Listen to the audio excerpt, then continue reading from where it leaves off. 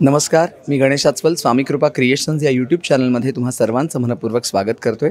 निमित्त आहे स्वातंत्र्यवीर विनायक दामोदर सावरकर लिखित संगीत संन्यस्त खड्ग या नाटकाचं. हे नाटक पुन्हा एकदा रंगभूमीवर येतं आहे आणि या नाटकाचं दिग्दर्शन करतोय माझा मित्र ऋषिकेश जोशी. नमस्कार ऋषिकेश. नमस्कार. नमस्कार गणेश. आताच आपण पत्रकार परिषद अटेंड केलेली आहेच, पण मला जाणून घ्यायला आवडेल आपल्या चॅनलच्या प्रेक्षकांकरता की जेव्हा हे नाटक दिग्दर्शित करायचं ठरलं, हे नाटक तुझ्याकडे आलं, नेमका काय विचार केलास दिग्दर्शक या नात्याने?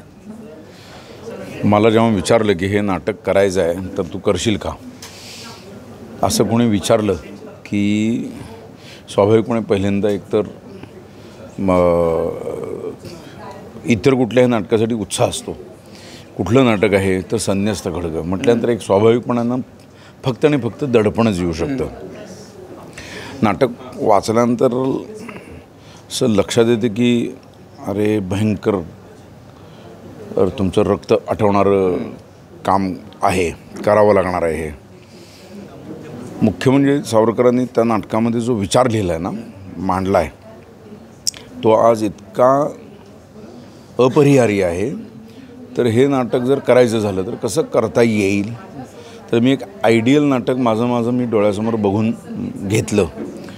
आता ते तसंच जर होणार असेल तरच मी हे करायला घेईन, हात घालीन, असं मी विनंती केली त्यांना, पणशीकर आणि रवींद्र साठेंना.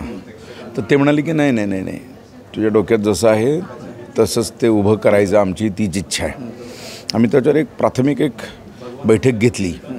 मला काय नक्की वाटतं आहे नाटकाबद्दल, ते कसं असलं पाहिजे, आणि ते त्यांना आवडलं. कल्पना ती मुख्य विषय होता की त्यावेळेची भाषा, तसंही त्यावेळेच्या कुठल्याही नाटकातली भाषा ही आज प्रेक्षकांच्यासाठी सरसकट थोडीशी जड वाटू शकते, आणि त्यातूनही सावरकरांची भाषा ही क्लिष्ट, एवढा एकच शब्द आहे त्याला.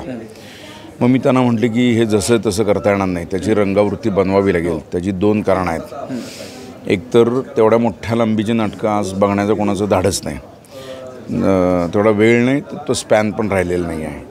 आणि दुसरी गोष्ट म्हणजे ते नाटक एडिट करावं लागणार, मुद्देसूद आवश्यक ते, आणि तेच जरा सोपं करावं लागेल, आज कळेल असं. पण तरी त्यांच्या भाषेचा लहेजा, भाषा सौंदर्य याला कुठेही आपल्या विटा घालून असं काही न होता दिवस रात्र, दिवसेंदिवस त्याच्यामध्ये 2 महिने वगैरे मला त्याची रंगावृत्ती बनवायला लागले. काही वेळ तर असं झालं आहे की त्यातला पहिला जो प्रसंग आहे, प्रवेश आहे, त्याच्यासाठी मी जवळपास 3 दिवस वगैरे घालवलेत एका प्रवेशासाठी, रंगावृत्ती बनवायला. कारण ते आहेच भयंकर कष्टप्रदच होतं ते, आणि ती एक प्रोसेस असते. म्हणजे तुम्हाला नाटक कसं दिसतं आहे आज प्रेक्षकांच्या समोर आणायचं, तर आजच्या प्रेक्षकांना कसं अभिप्रेत असायला हवं, तर त्याची एक तारेवरची कसरत सगळ्याच बाबतीत होती. मग उभं ते विचारल्यानंतर असं की हे या सगळ्या गोष्टी असं असेल, हा कालावधी असेल, तर जुलैमध्ये नाटक आपण ओपन करू, त्याच्या आधी शक्य नाही. त्याला मे जून हे 2 महिने तालमी लागतील, त्याच्या आधीची तयारी लागेल.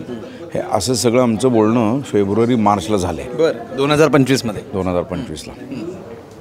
त्यामुळं प्रत्यक्ष एप्रिलला कामाची सुरुवात झाली. पात्र निवड आणि हे सगळं, त्याच्यात भरपूर वेळ लागणार होता, मला कल्पना आहे त्याची.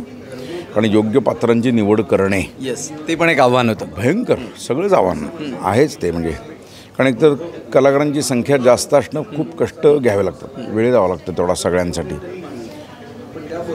त्यामुळे तो 1 महिना 1.5 महिन्याचा प्री प्रोडक्शनचा लागणार होता वेळ, तो त्यांनी दिलाही. त्यामुळे घाई करून हे होणार नाही हे माहिती होतं. पण तरी शेवटी असं की कुठलेही नाटक काय, सिनेमा काय, लग्न काय, बाळणपण काय, त्या शेवटच्या तुम्ही किती तयारी करा, ते शेवटपर्यंत तुमचं ते जीव काढतं सगळं ते. आणि आता 8 जुलैला प्रयोग होतो आहे, तेव्हा आपण ऋषिकेशला शुभेच्छा देऊया. आणि आपण आपल्या चॅनलच्या प्रेक्षकांना हे पण सांगूया की लवकरच पॉडकास्ट घेऊन आम्ही येतो आहे, कृपा संवाद नावानी. त्यानिमित्ताने पुन्हा एकदा मी तुला फोन करणार आहे, आपण एक डिटेल मुलाखत करूया. आणि नाटक पाहून आपण ती मुलाखत केली तर जास्त बरं होईल. नक्कीच. तुला विचारण्यासारखे 100 प्रश्न असणार आहेत त्याच्यात. नक्कीच. धन्यवाद. आपण सांगूया की चॅनलला सबस्क्राईब करा स्वामी कृपा क्रिएशन्सला, व्हिडिओला लाईक करा, शेअर करा. धन्यवाद.